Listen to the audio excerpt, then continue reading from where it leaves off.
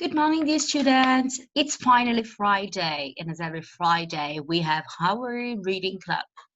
Today, we will start reading the chapter 3 of Fast Food Nation. I decided to split the chapter 3 into two parts, part 1 and part 2.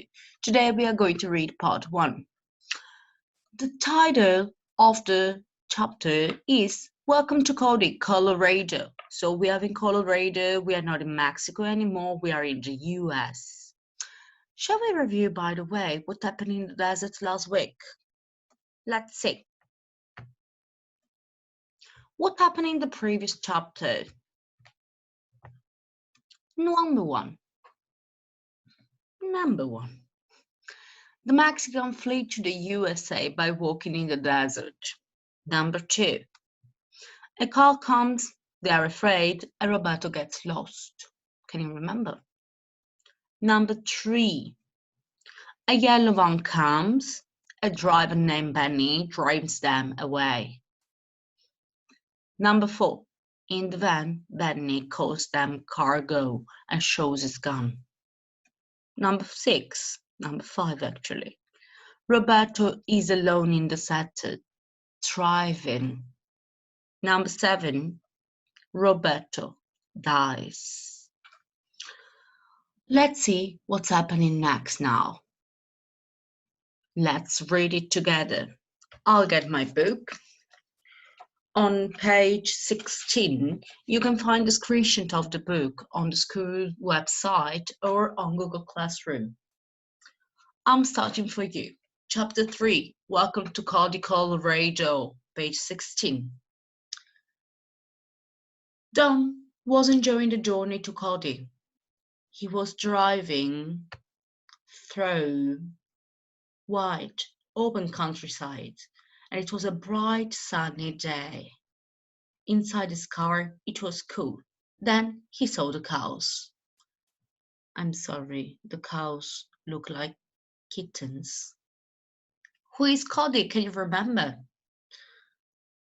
Cody is the city. And who is John? John is Mickey's marketing manager.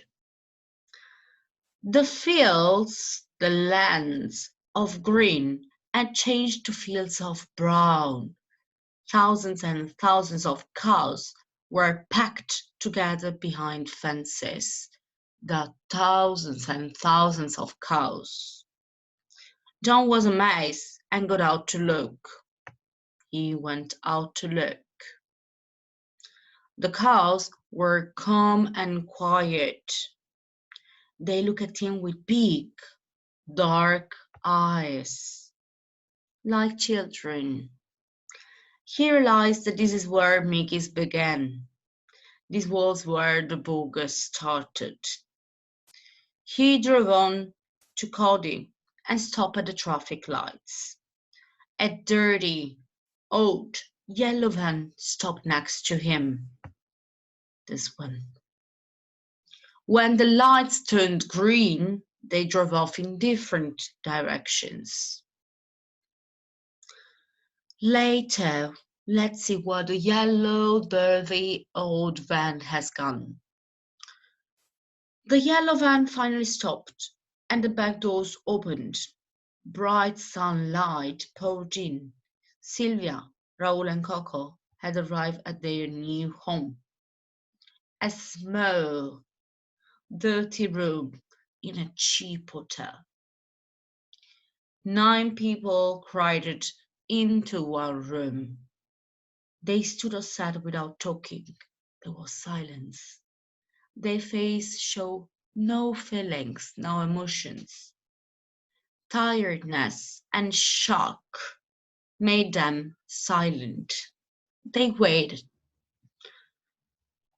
Finally, the door opened and another man came in. This man was tall and strong. He was attractive, but his face was hard. He moved and spoke with confidence.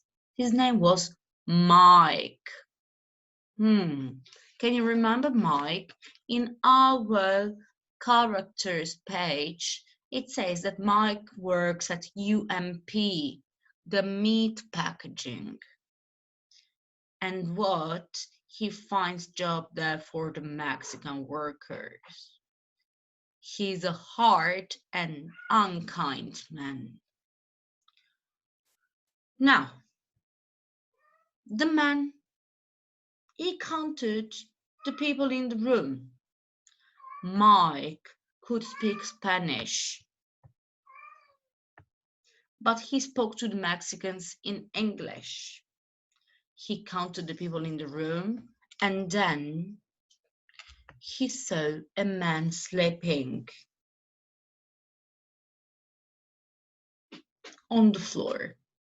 "Stand up," he said loudly. The man didn't move. "Stand up," he said again. This time the others could hear the danger in his voice. The man woke and jumped up quickly. Another Mexican was coming out of the shower. "What do you think you're doing?" Mike said sharply. "This is not a holiday." He looked at the frightened group and repeated the words slowly. "This is not a holiday. Do you understand?" He looked round the room.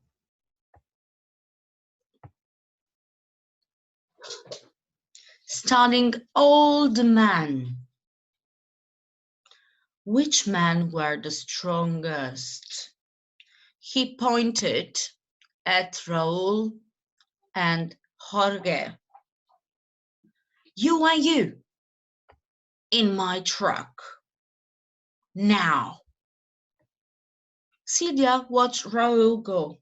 She was very frightened, but she didn't show her fear. Mike looked around again, and his eyes rested on Sylvia for a moment. Then his look, let me show his look, passed to Coco. Coco is a beautiful woman, by the way. I drew her as Dora the Explorer. I'm sorry.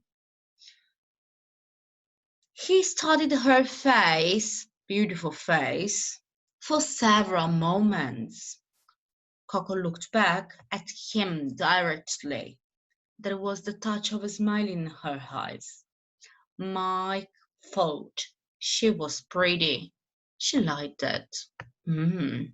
She's pretty. I like her. And Coco, he likes me. I like that. Let's see where we are now. Meanwhile, Don walked into his hotel room. It was bright and modern, with a comfortable bed and a big bathroom, not like the Mexicans. He switched on the television and unpacked his clothes carefully. From his window, he could see across the street. There was a Mickey restaurant. Its lights were shining brightly in the dark night. "Oh," thought John, "that's where I'm going to eat tonight. I will have dinner there." At Mickey's. "Are you ready to order?" The waitress smiled at John. "Look at the cute one." She was young and pretty. She was wearing Mikey's overalls. Do you know what is an overall? I think you call it salopet in Turkish. John noticed her name on the front, Amber. "I'll have the big one." John smiled back. It was late at night, and he was the only customer. The restaurant looked bright and clean, and the waitress was polite. So the place is nice, the place is clean, there are polite workers. She had a lovely smile. Don was pleased. This seemed a good place for Mickey's customer. In his idea was happy, he was fine, he was thinking, Mickey is good, really caring for customer. Can you remember the rule of marketing? Yes, don't kill the customer. And according to Don, everybody was taking care of customers at Mickey. For today, we stop at page 18. I have a small weekend homework for you, some creative writing. What's going to happen next in the book? Creative writing. Try to imagine where Mike, Jorge, and Raul are going. What will they do? Mike got Jorge and Raul somewhere. Where to? Find your idea. For today, that's all. See you next week on Monday with a nice quiz.